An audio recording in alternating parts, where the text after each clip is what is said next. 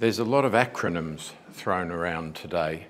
One of my favourite meetings I was at a few years ago was where that's about halfway through, so if we go back to the start. One of the favourite meetings I was at a few years ago, we asked an audience of rather senior people in the UK who could name all the acronyms of the various organisations like not just BRCs but AHSNs, etc, etc, etc, etc. And in the whole audience of 50 senior academics in the UK, one person could actually identify all the acronyms of what was going on, and that was the person who'd invented the names of most of those acronyms, I think. So I find it a very confusing business. How do I advance slides on this thing? Perhaps that. So I'm fortunate to be director of our Biomedical Research Centre, and I thought probably we should just say something about NIHR and their mission. And the important thing is they are trying to improve both health and wealth, and we understand that very clearly, and there's a big focus from government now on trying to improve the status of UK PLC. And biomedical research centres, there's 20 of these around the country. So we are very fortunate. We started off with a small single disease theme, musculoskeletal disease theme, and now have expanded to a 20 million plus 6 disease theme, BRC.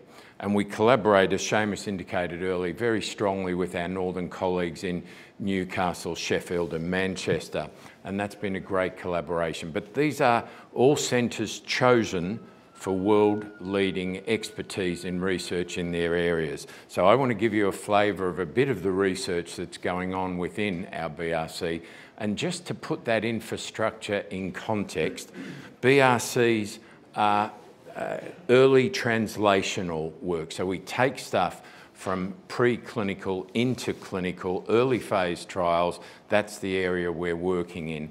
And if you want to do other sorts of translational work, you might move later.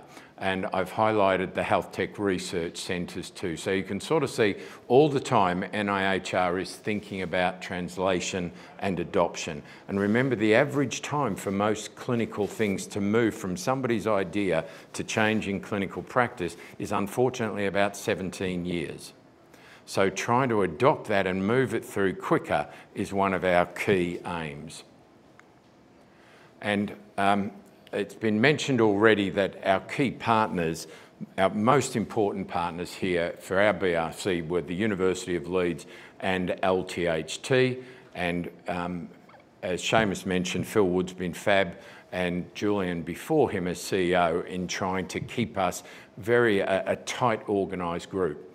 With our new BRC, we were tasked with looking for other people to work with, and we brought in groups from York University, and I think that's just the start of us looking around the region. Manchester's also been very good at networking around its region, and we need to be doing the same in our region to bring in the best people, the best expertise that we can play off.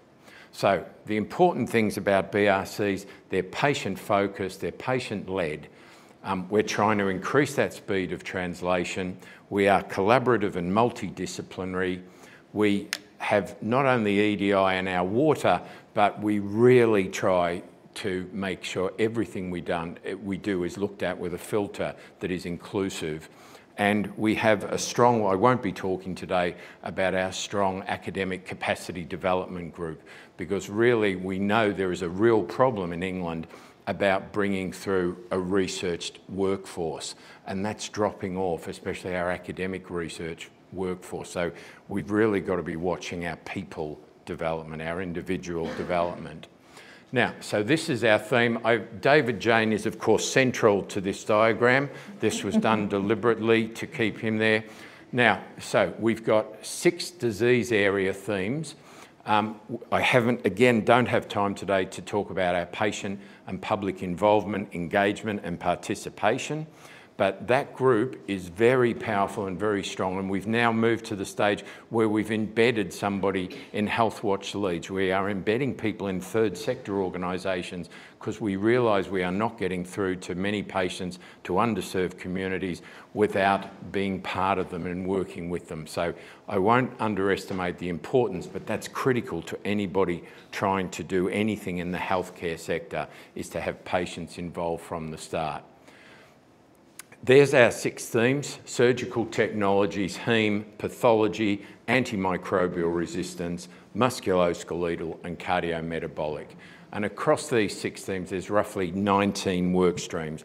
And I'm not going to go through every single one for you because it really will put you to sleep. But antimicrobial resistance is a small problem for the country. Very soon, there will be more deaths due to this than cancer. So this is a major problem facing the whole world, and this group, led by Mark Wilcox, is really doing great stuff.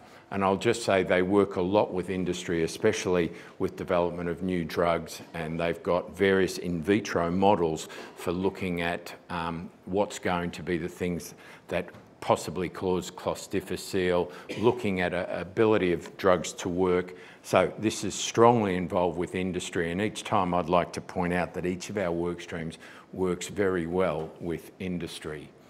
Cardiometabolic disease, we've got much worse cardiovascular outcomes in the north than in the south of the country, and there's about 1 million people with heart failure. Our particular theme is a cardiometabolic theme, so it's not just about heart disease, it's about heart disease related to diabetes. And this is a huge wodge of people. You'll be aware that the thing that will bankrupt the NHS, or threatens to bankrupt it, is multi-morbidity. It's multiple long-term conditions. And that's what our BRC is focusing on, is long-term conditions, and each group is looking in that area. So a lot of work going on, and a lot of work with industry. David Beach, who runs this, has a spin-off company, HealthTech, looking at calcium channel movement across cardiac membranes. And they are launching a whole lot of exciting things, also anticoagulant therapies, launching their own company. So a lot of work and a lot of development going on in this. Haematology is big. This is what we're doing with York, and we've got a regional network of haematology with massive numbers of samples that we're just starting to look at and employ the power. And I should say that one of the major strengths of Leeds and its surrounding network has been patient cohorts. And we can't underestimate that. There are places in the country with super excellent science and no patients. And we have the substrate here for us to do an awful lot of work in Yorkshire based on that. So haematology, working in various diseases, especially haematological diseases associated with ageing. We've got a pathology theme, which is using fecal immunochemical testing or FIT testing to improve screening for bowel cancer. You'll be aware microbiome and certain pathogenic toxins from bacteria, from bowel bacteria, are important for cancer screening. And Phil Quirk leads this, doing really innovative world-leading stuff.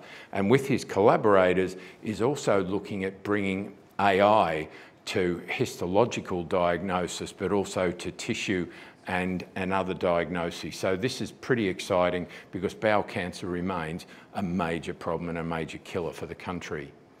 MSK disease, being our most mature theme, has got 7 different work streams, and I'm not going to go into all of them, but we cross inflammatory arthritis through to osteoarthritis. So the whole gamut of problems we've got world-leading expertise in, and this has been the jewel in our crown for some years.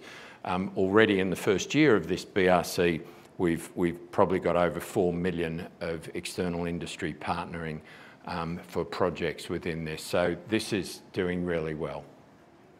And on to just surgical technologies. I think other people today will be discussing bits and pieces of these, but we've got 2 work streams within surgical technologies.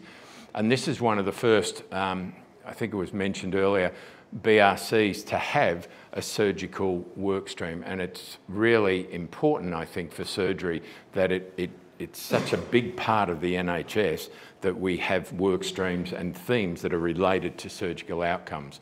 So just briefly to talk about that, I think some of this has been touched on already, but introducing immersive technologies in the start for rehabilitation. This is David Jane's work stream, so David will probably discuss some of these later on.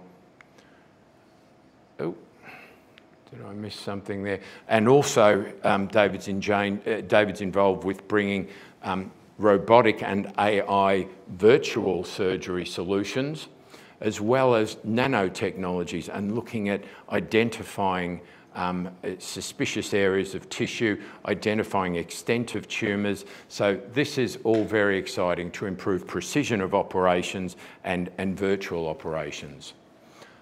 This is Hemant Pandit's surgical stream. He's already mentioned iSmart is implantable sensor work, but there's wearable sensors.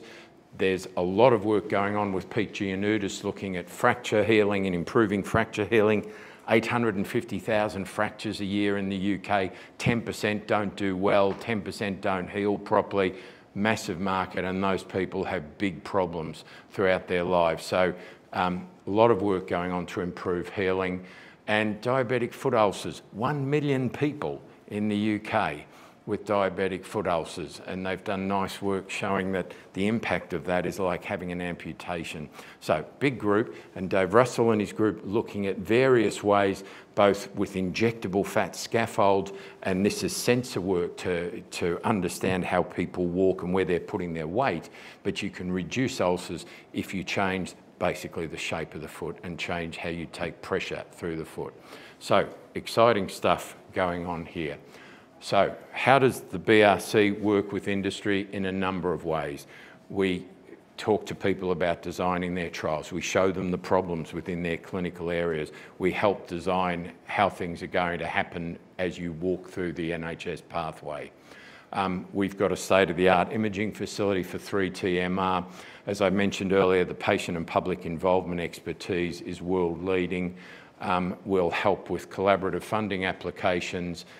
Patients remain the key to Leeds' success, is harnessing our patient power in this region. And I think working together with our partners, with the HealthTech centres, this is how we're going to really put Leeds on the map. And I think I'll finish there. Hopefully got us on time, V.